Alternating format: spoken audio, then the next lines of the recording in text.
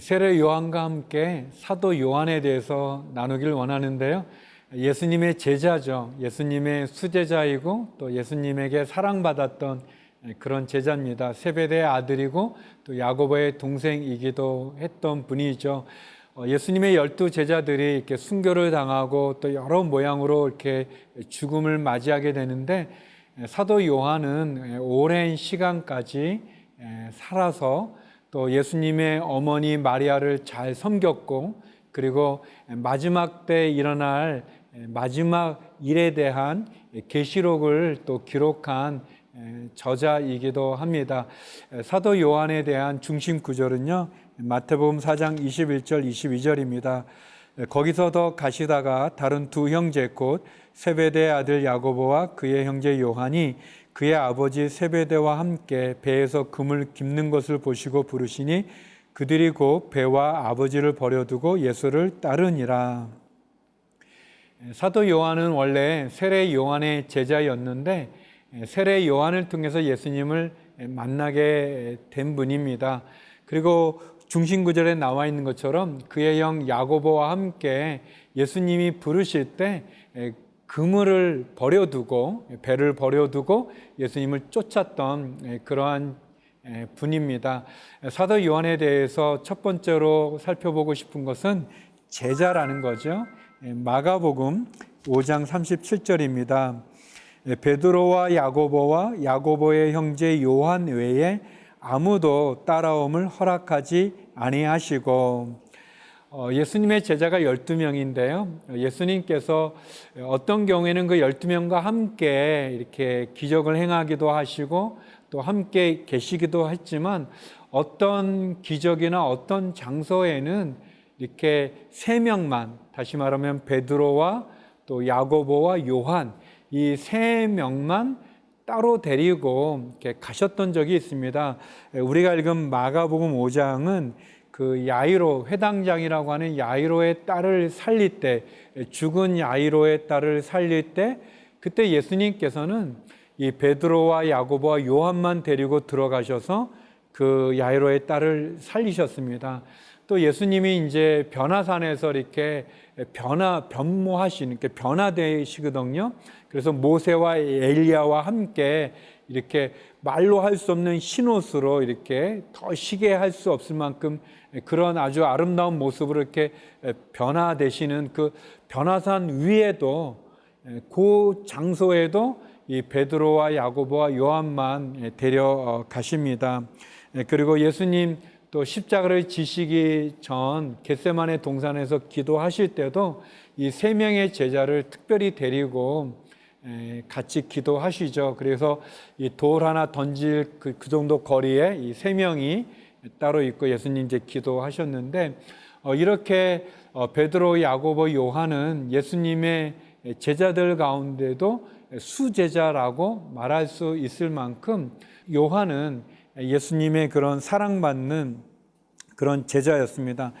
또 베드로와 또 가까운 사이였던 것 같아요. 그래서 이제 이렇게 어떻게 보면 이제 베드로가 좀 이렇게 맏형과 같은 좀 그런 역할을 좀 했던 것 같고, 상대적으로 요한은 좀 이렇게 좀 막내 동생 뭐 비슷한, 막내인지 아닌지 정확히 모르지만 좀 어린 그런 동생 같은, 그래서 이렇게 함께 잘합니다. 이렇게 잘 친했었던 것 같고요. 또 어떤 일이 있으면 또 베드로 집을 방문하기도 하고 이제 그런 기록이 있는데요. 예수님이 부활했다고 하는 그런 소식을 이렇게 듣게 됐을 때, 예수님 시체가 없어졌다는 말을 듣게 됐을 때, 그 제자들 가운데 베드로와 요한이 뛰어가죠. 뛰어가는데 이제 요한이 좀 젊으니까 더 빨리 뛰게 되고, 베드로가 나중에 와서 이제 동굴 안에 들어가서 빈 무덤을 발견하게도 됩니다. 사랑하는 성도 여러분, 하나님께서 우리들에게 다 사명을 주시고 또 은혜를 주실 때 일을 맡겨줍니다. 요한에게는 사랑도 많이 받게 해 주시지만, 요한은 가까이에서 예수님을 만나는 그런 일들을 많이 하게도 되고, 또 예수님의 어머니를 그에게 부탁할 만큼 그런 역할을 또 하게도 되고, 또 우리가 잘 아는 요한복음, 그리고 요한 1서, 2서, 3서, 또 그리고 요한계시록을 또 기록하게도 됩니다.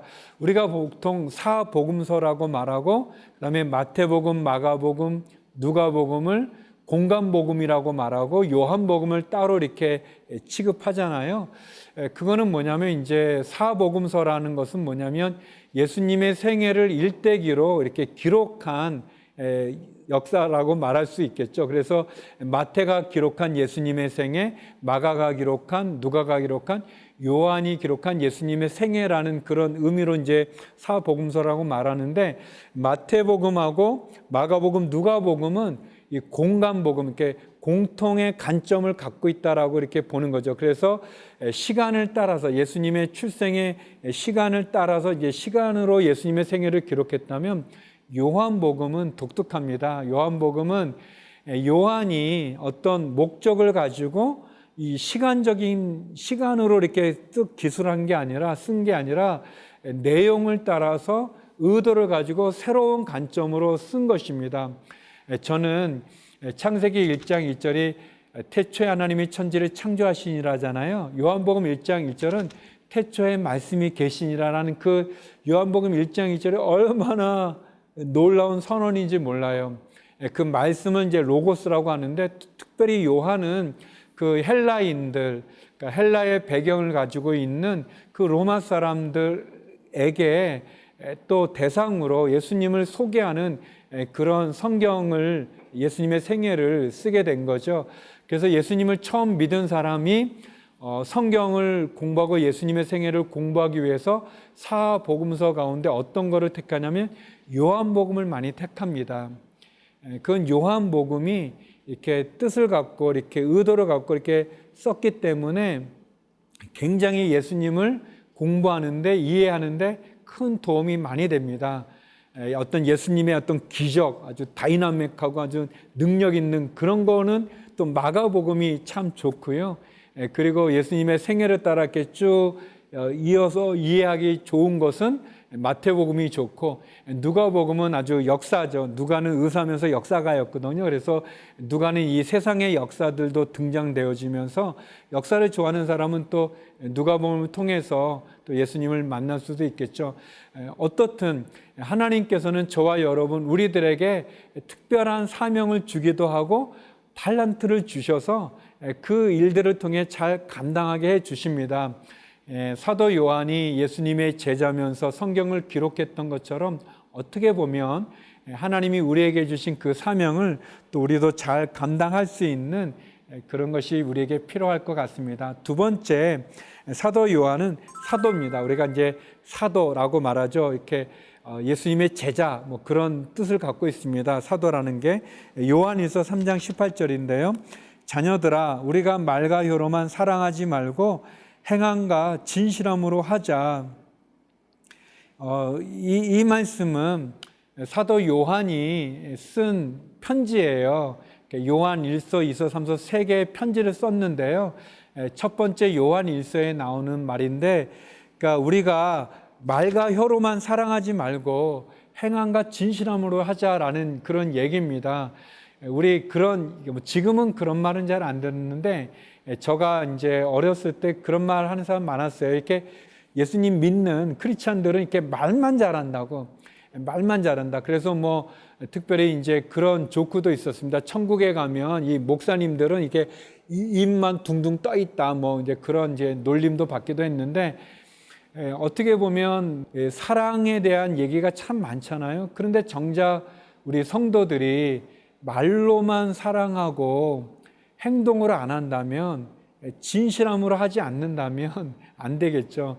근데 사도 요한이 말씀하시는 겁니다.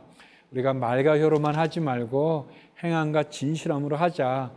그래서 그런지 우리 이 예수님의 제자 요한, 사도 요한을 가리켜서 사랑의 사도라고 얘기합니다. 물론 요한이 예수님에게 또 사람들에게 사랑도 많이 받았죠. 사랑도 많이 받았지만 가장 사랑을 많이 보여주고 증언했던 그런 분입니다. 그런데 놀라운 것은 이 요한과 야고보가 원래 사랑이 많은 분들이 아니세요.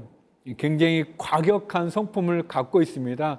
이 요한하고 그 야고보의 별명이 보아너게라는 그런 별명이 있는데 그 뜻이에요.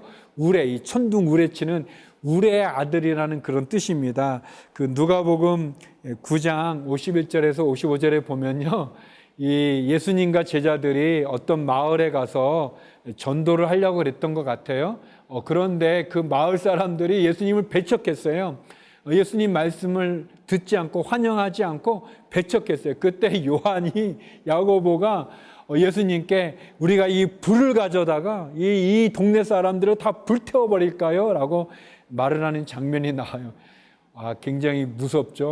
엄청난, 아무리 좀 이렇게 거절당했다고, 배척당했다고 불을 갖고 이렇게 불질른다, 그런 거 나오지 않죠. 굉장히 가격하고 어떻게 보면 불 같은 그런 성격을 지녔지만 예수님을 만나고 예수님과 함께 지내고 예수님 또 훈련 받고 또 예수님 십자가에 죽으신 거 경험하면서 이런 불 같은 성격의 이 과격한 이 요한이 사랑의 사도로 변화되어지는 거죠. 전해지는 전승에 따르면 그 사도 요한은 가장 나이 들어서 죽었거든요. 그래서 나중에 그가 이렇게 설교할 힘이 없을 만큼 노인이 되었을 때 제자들이 이 사도 요한을 이렇게 말씀하는 대로 이렇게 옮겨 놓으면 요한이 그랬다고 그래요. 전해지는 얘기에 형제들, 우리가 서로 사랑합시다. 사랑하십시오. 예수님이 우리를 사랑한 것처럼 사랑하십시오. 그 말만 했는데 사도 요한이 사랑하십시오라는 그 말만 듣고도 모임 많은 사람들은 눈물을 흘리며 감동을 받으며 그들이 큰 은혜를 받았다고 합니다. 그것은 사도 요한이 말과 혀로만 사랑한 사람이 아니라 그의 삶으로 사랑한 삶을 살았기 때문에 그런 삶이 있기 때문에 그가 사랑합시다. 우리가 서로 사랑합시다. 원수도 사랑합시다. 그런 말을 했을 때 그 말이 능력을 갖는 거죠.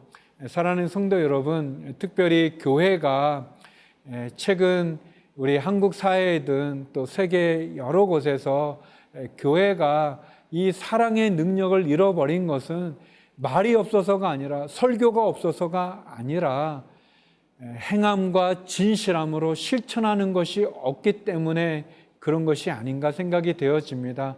우리 사도 요한처럼 우리도 사랑의 사도로 사랑을 전하고 사랑을 나누는 그런 저와 여러분 되었으면 좋겠습니다. 세 번째는 저자입니다. 요한복음 20장 31절인데요.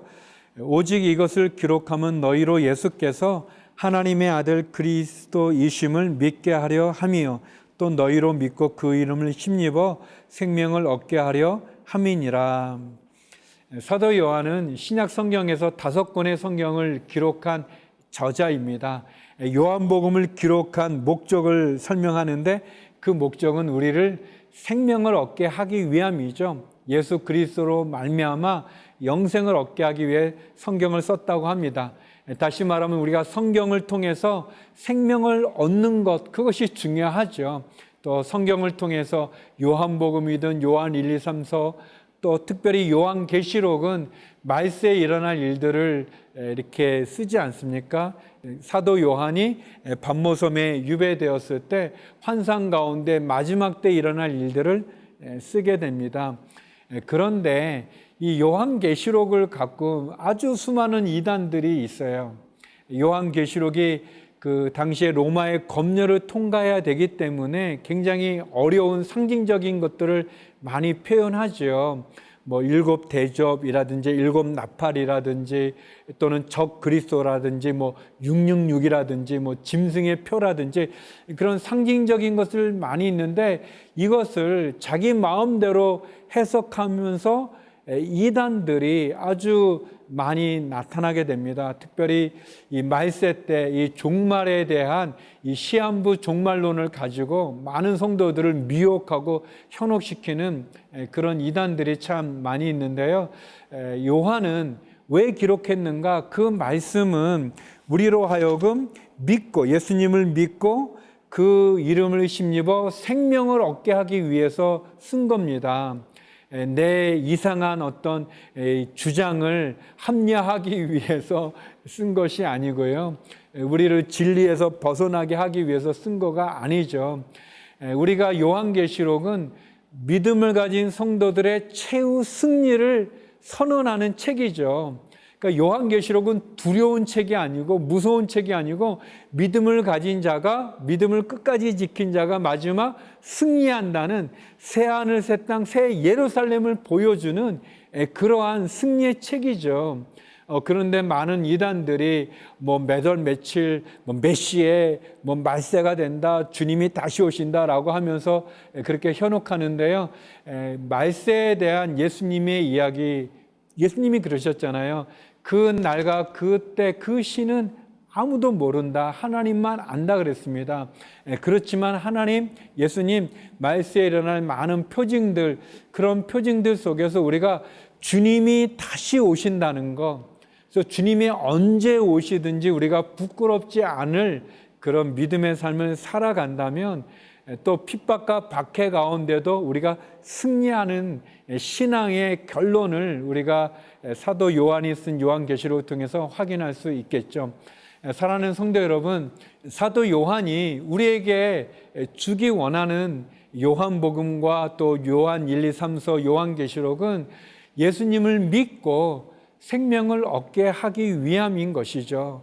또 핍박과 박해 가운데 있는 자들이 마지막까지 믿음을 지키면 최후 승리를 한다는 것을 보여주기 위해서 요한계시록을 또 기록했죠. 성도 여러분, 하나님께서 우리에게 다 사명을 주셨습니다. 사도 요한이 그에게 주어진 그 일을 잘 감당했던 것처럼 저와 여러분도 하나님에게 사랑받고 또 우리도 사랑의 사도가 되어지고 또 우리가 마지막까지 믿음을 지켜 최후 승리를 얻는 그런 신앙으로 저와 여러분이 쓰기를 소망합니다. 사도 요한은 한 줄로 요약해 본다면 사도 요한은 예수님의 제자로 많은 사랑을 받고 많은 사랑을 증거한 사랑의 사도라고 말할 수 있습니다.